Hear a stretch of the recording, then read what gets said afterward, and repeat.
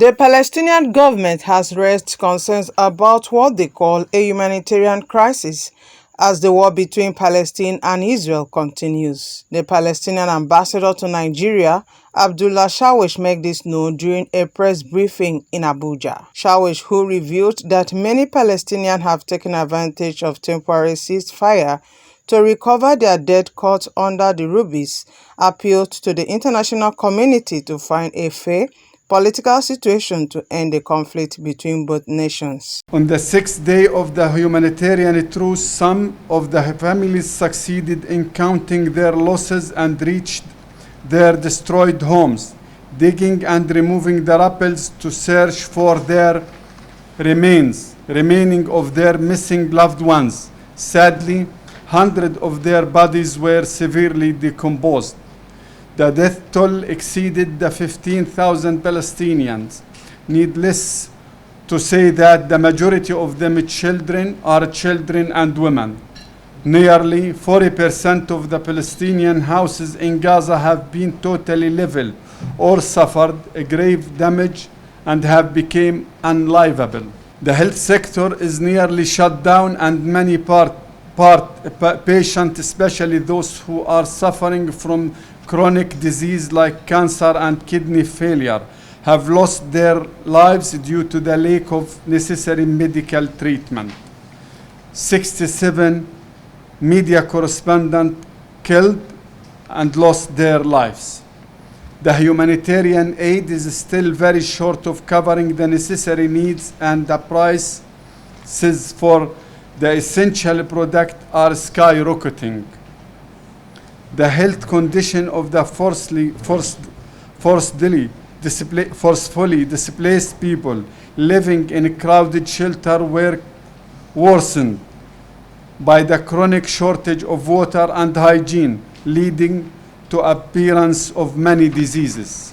Israel released 117 Palestinians from its prisons, and in return imprisoned 116 new prisoners. Needless to say, many of them are children. The total number of Palestinian hostages before the recent Israeli aggression was 5,900. More than 2,900 people were imprisoned during the past 50 days, all of whom were subjected to torture and ill treatment.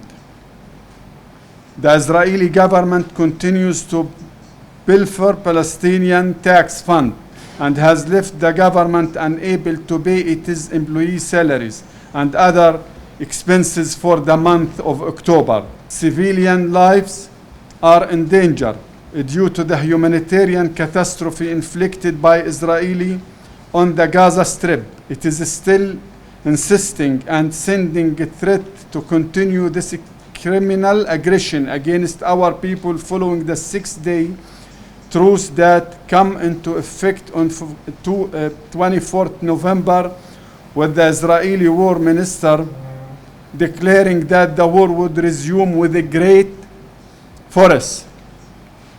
After the truce, it is an ongoing attempt to forcefully transfer our people from their land and escalating attacks by Israeli occupying forests and settler against the Palestinian in West Bank.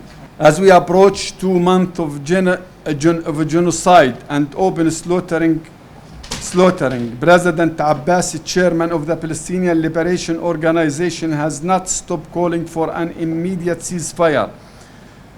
The rapid entry of humanitarian aid and a return to the negotiation table.